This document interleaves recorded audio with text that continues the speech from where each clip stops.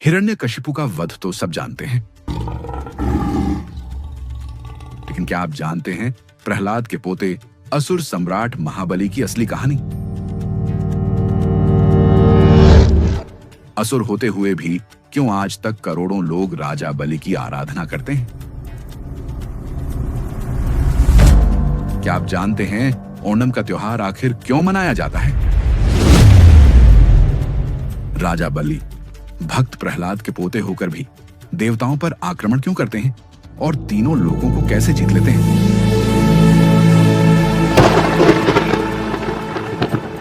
भगवान विष्णु ने वामन अवतार लेकर केवल 3 पग भूमि ही क्यों मांगी? राजा बलि को दुनिया का सबसे महान दानी क्यों कहा जाता है? आज हम जानेंगे महान सम्राट महाबली और भगवान विष्णु के 5वें अवतार वामन की यह अद्भुत गाथा। कहानी शुरू करने से पहले कमेंट में लिखिए जय भगवान वामन। लाइक और सब्सक्राइब करके हमें समर्थन दीजिए।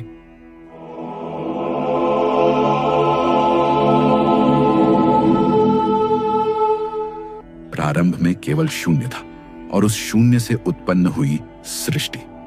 समय, दिशा, आकाश और पृथ्वी ने जन्म लिया। यही थी ब्रह्मांड की आदिगाथा। पृथ्वी की गोद से जन्म लिया हर जीव ने और इसी से शुरू हुआ देव और असुरों का युग। ब्रह्मा के मानस पुत्र आर्षि कश्यप, जिनके वंश से ही देवताओं और असुरों की कहानी शुरू हुई। आर्षि कश्यप की पत्नियां कई थीं, परंतु उनमें 2 प्रमुख, अदिति और दिति। अदिति से जन्मे देवगण धर्म और प्रकाश के प्रतीक। दिति से जन्मे दैत्य बल और प्रतिशोध के अवतार। इसी एक वंश से निकलकर देव और असुर 2 विपरीत धाराएं बनी, जिनके द्वंद्व ने ब्रह्मांड की गाथा को आकार दिया। अदिति देवमाता, उनकी कोख से जन्मे इंद्र, वरुण, अग्नि और अनगिनत देव, जो प्रकाश, सत्य और धर्म के प्रतीक बने। इनके हाथों में था सृष्टि का संतुलन और इनके संकल्प में था जगत का संरक्षण। दिति असुर माता, उनकी संतानें बनी शक्ति और बल की मूर्तियां। दिति से जन्मे 2 असुर भाई, हिरण्याक्ष और हिरण्यकशिपु। हिरण्याक्ष ने धरती को महासागर में डुबो दिया। भगवान विष्णु ने वराह अवतार लेकर उसका वध किया। भाई की मृत्यु ने हिरण्यकशिपु को प्रतिशोध से भरा।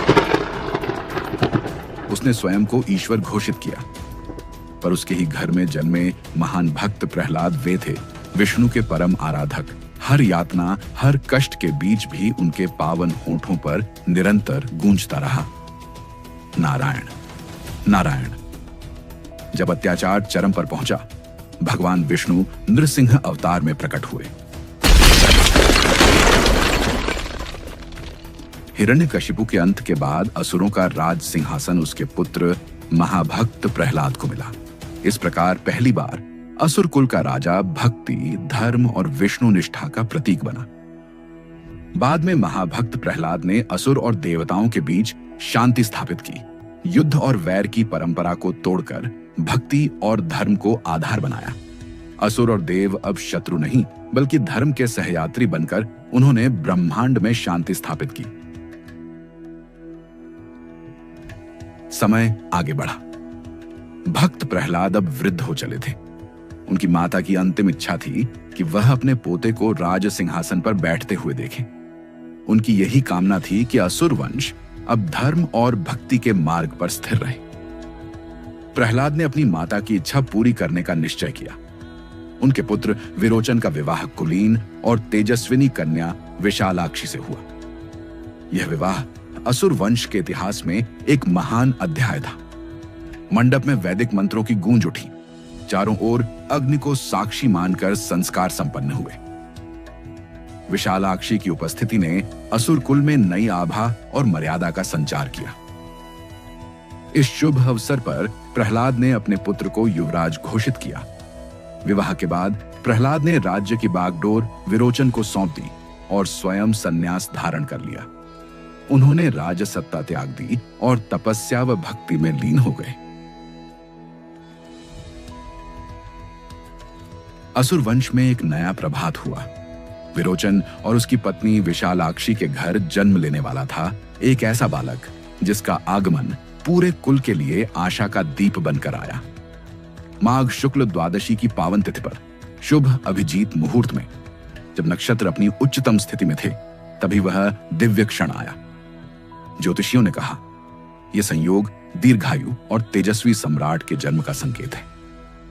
और फिर उस पावन घड़ी में एक तेजस्वी बालक का जन्म हुआ। उसका मुखमंडल चंद्रमा सा उज्ज्वल था, आंखों में करुणा और साहस की चमक थी और पूरे शरीर से अलौकिक तेज झलक रहा था। असुर वंश में आनंद की लहर दौड़ गई, नगाड़ों की गूंज उठी, वेद मंत्रों का उच्चारण होने लगा। जन्मोत्सव के उस पावन क्षण में सम्राट विरोचन ने आदर पूर्वक अपने गुरु शुक्राचार्य को बुलाया। उन्होंने विनम्रता से निवेदन किया, गुरुवर, कृपा करके मेरे पुत्र को अपने आशीर्वाद से अलंकृत करें। शुक्राचार्य आगे बढ़े और नवजात शिशु को अपनी गोद में उठाया। ध्यानमग्न होकर उन्होंने गहन दृष्टि डाली और आशीर्वाद दिया, यह बालक असुर वंश का गौरव बनेगा। यह कोई साधारण आत्मा नहीं है, यह आगे चलकर तीनों लोकों पर राज्य करेगा। समय की धारा आगे बढ़ रही थी। इसी बीच महाज्ञानी शुक्राचार्य ने अपने ध्यान और ज्योतिष साधना में एक गूढ़ संकेत पाया। उनकी दृष्टि में स्पष्ट हुआ कि विरोचन की जीवन रेखा क्षीण है, उसके ऊपर अकाल मृत्यु का गंभीर साया मंडरा रहा है। राजन, तुम्हारे जीवन पर घोर संकट आने वाला है। इससे बचने का केवल एक ही उपाय है। तुम्हें हिमालय की गोद में जाकर 10 वर्षों तक कठोर तप करना होगा। केवल वही तप तुम्हें मृत्यु से रक्षा देगा। शुक्राचार्य की चेतावनी के बाद विरोचन हिमालय की ओर प्रस्थान की तैयारी करने लगा। उसका हृदय भविष्य की अनिश्चितता से भरा था। सम्राट विरोचन हिमालय की कंदराओं में चला गया। कड़कड़ाती ठंड, प्रचंड हवाएं और बर्फ की चट्टानों के बीच उसने वर्षों तक घोर तपस्या की। 10 वर्षों तक वह निर्विकार खड़ा रहा, न भूख की परवाह की, न नींद की। आखिरकार उसकी तपस्या से प्रसन्न होकर सूर्यदेव प्रकट हुए। उनकी आभा से समस्त हिमालय आलोकित हो उठा। सूर्यदेव ने कहा, विरोचन, तेरे धैर्य और तप से मैं प्रसन्न हूं। उन्होंने अपने तेज से निर्मित एक दिव्य मुकुट प्रदान किया और आशीर्वाद दिया, जब तक यह मुकुट तेरे मस्तक पर रहेगा, तुझे कोई परास्त नहीं कर पाएगा।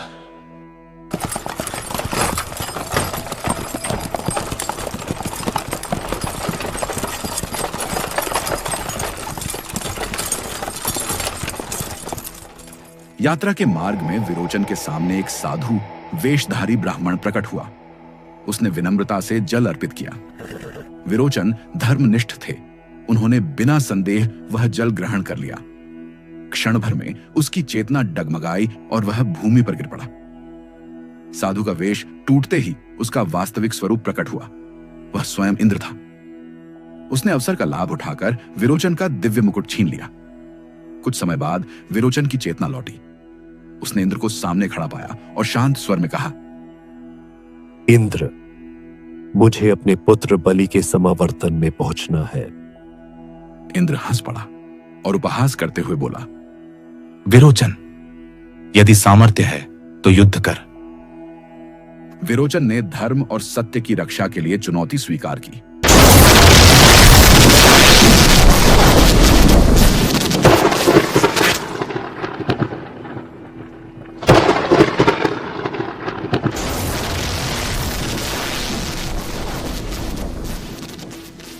परंतु मुकुट के बिना उसकी शक्ति क्षीण हो चुकी थी। इंद्र ने छल और बल दोनों से आक्रमण किया और अंततः विरोचन भूमि पर गिर पड़ा। किंतु इंद्र की निर्दयता यहीं समाप्त नहीं हुई। उसने विरोचन का शरीर तुरंत जला दिया ताकि कहीं शुक्राचार्य अपनी संजीवनी विद्या से उसे पुनः जीवित न कर दें।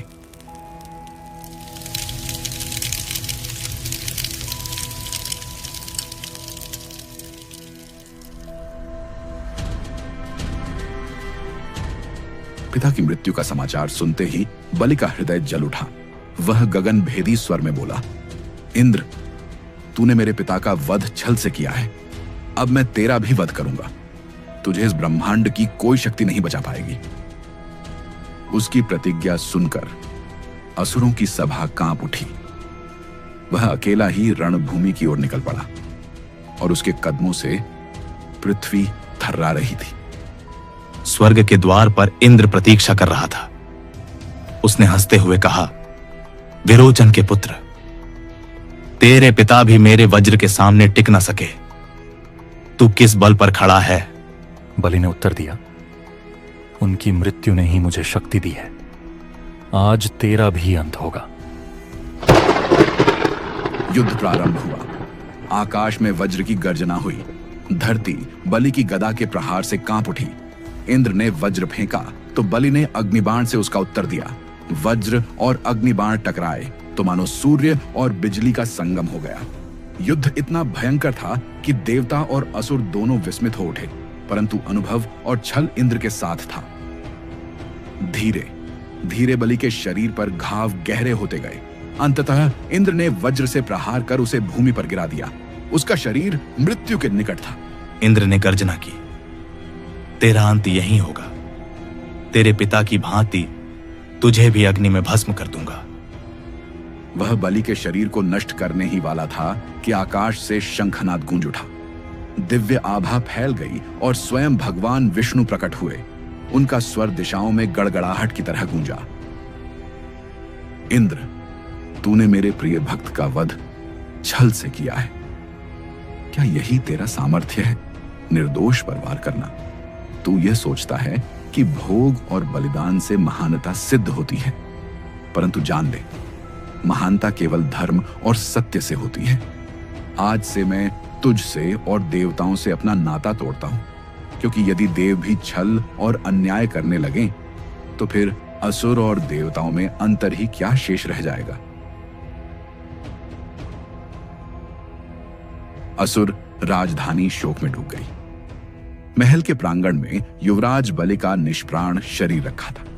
माताएं रो रही थीं, योद्धा मौन खड़े थे। महारानी का विलाप वातावरण को विदीर्ण कर रहा था।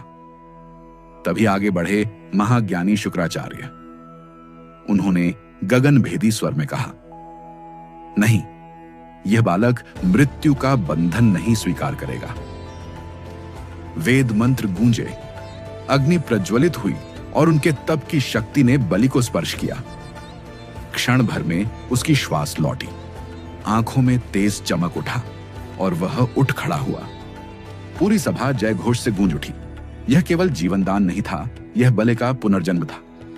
वर्षों के साथ उसका व्यक्तित्व और अधिक तेजस्वी हुआ। सम्राट महाबली युद्ध कला में अद्वितीय सिद्ध हुए। गदा, धनुष, तलवार और शास्त्र सभी उनके अधीन थे। पर उनकी सबसे बड़ी पहचान वीरता नहीं, बल्कि भक्ति और दानशीलता बनी। जहां भी सम्राट महाबली विराजमान होते, वहां धर्म और न्याय की आभा फैल जाती। उनके द्वार से कोई याचक खाली हाथ नहीं लौटता। उनकी उदारता इतनी विलक्षण थी कि माता लक्ष्मी स्वयं उन पर प्रसन्न हुई।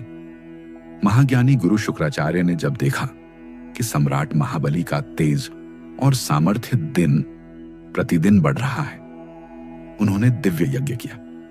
वेद मंत्रों की गूंज और तप की अग्नि से प्रकट हुआ एक अजेय रथ, स्वर्ण और रत्नों से जड़ा, अपराजेय कवच से घिरा हुआ, जिसके पहियों की गर्जना आकाश को हिला देती थी।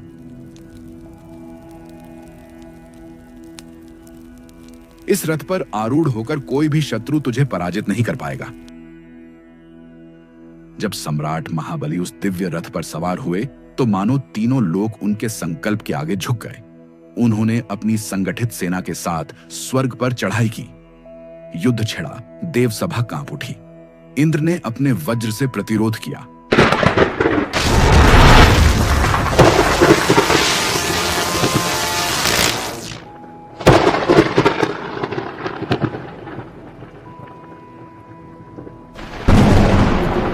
इंद्र परास्त हुआ और स्वर्ग का सिंहासन भी अब असुर सम्राट के चरणों में था। महाबली ने अपराजय विजय पाई। अब वे तीनों लोकों के सम्राट बने।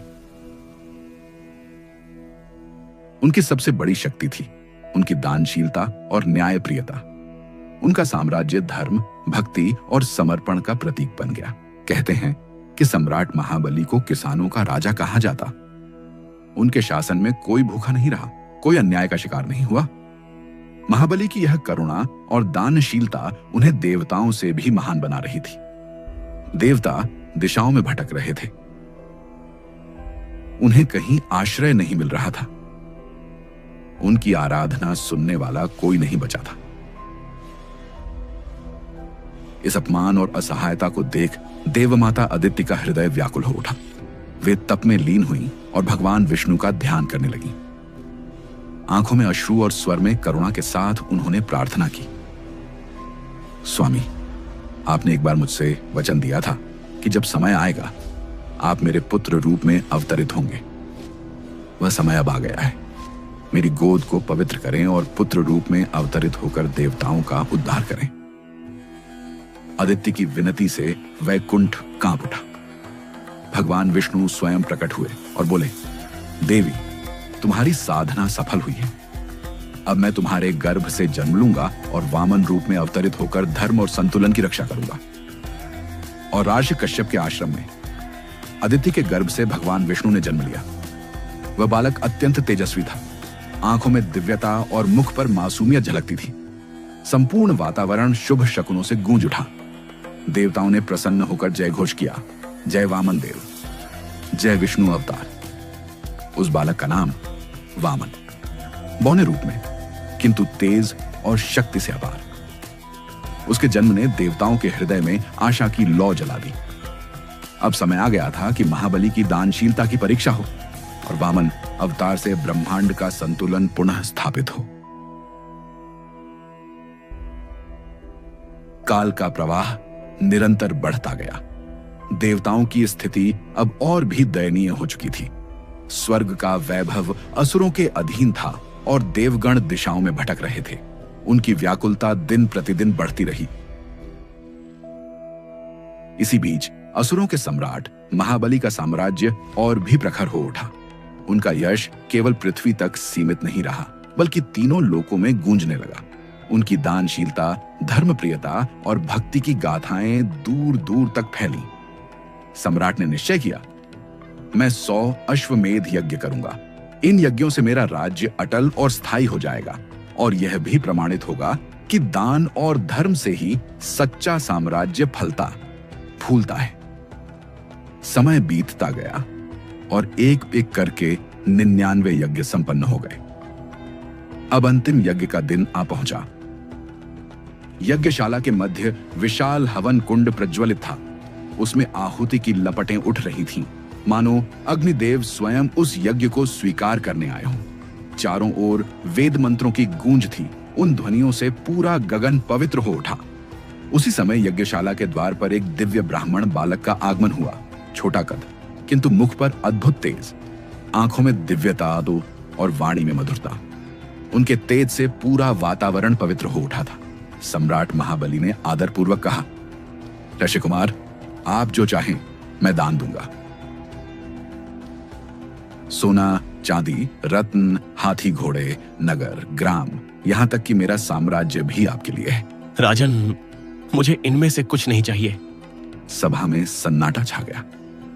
महाबली ने विस्मय से देखा और गंभीर स्वर में कहा, ऋषि कुमार, मेरे यज्ञ का नियम है, मैं किसी याचक को खाली हाथ नहीं लौटाता। आप यदि कुछ नहीं मांगेंगे तो यह मेरे यज्ञ का अपमान होगा। कृपा कर बताइए, आपको क्या चाहिए? तब वामन ने अपनी दृष्टि उठाई। उनकी आंखों में ब्रह्मांड का रहस्य झलक रहा था। उन्होंने कहा, राजन, मैं जो मांगने वाला हूं, पहले यह वचन दीजिए कि आप उसे अवश्य देंगे। महाबली ने अपने हाथ जोड़कर उत्तर दिया, ऋषि कुमार, यह मेरा संकल्प है। आप जो मांगेंगे मैं उसे अवश्य दूंगा। यह स्वयं भगवान विष्णु है जो देवताओं की ओर से आपके सामने खड़े हैं। यदि आपने वचन दे दिया तो सब कुछ उनसे छिन जाएगा। सभा स्तब्ध रह गई, परंतु सम्राट का चेहरा शांत और गंभीर बना रहा। उन्होंने आदर से गुरु की ओर देखा और कहा, गुरुवर, यदि यह स्वयं विष्णु हैं, तो यह तो मेरे लिए और भी सौभाग्य की बात है। जिस भगवान के लिए लोग कठोर तप करते हैं, यज्ञ और अनुष्ठान करते हैं, वही भगवान आज मेरे यज्ञ में याचक बनकर आए हैं। क्या इससे बड़ा गौरव मेरे लिए और कोई हो सकता है? मैं अपना वचन कभी नहीं तोड़ूंगा। शुक्राचार्य क्रोधित हुए, पर सम्राट की अडिग भक्ति और दानशीलता डिग्गी नहीं। महाबली ने गर्व से कहा, ऋषि कुमार, आप जो भी मांगेंगे मैं दूंगा। यह मेरा अटल संकल्प है। तब वामन ने मधुर स्वर में कहा, महाराज, मुझे केवल उतनी भूमि चाहिए जिसे मैं अपने 3 पगों में नाप सकूं। महाबली हंस पड़े। हे ब्राह्मण देवता, आप मुझसे कुछ बड़ा मांग सकते थे, सोना, चांदी, रथ, लेकिन आप केवल 3 पग भूमि मांग रहे हैं। मैं वचन देता हूं कि मैं आपको 3 पग भूमि अर्पित करता हूं। उन्होंने अपने कर कमलों से जल अर्पित किया और दान का संकल्प पूरा किया। दान का संकल्प पूर्ण होते ही अचानक यज्ञशाला कांप उठी। वेद मंत्रों की ध्वनियां और तीव्र हो गईं। अग्निकुंड की ज्वालाएं आकाश को छूने लगी। वे थे स्वयं विष्णु का विराट रूप, जिनके उदय से ब्रह्मांड प्रकाशमय हो उठा। देव स्तब्ध रह गए, असुर विस्मय में कांप उठे।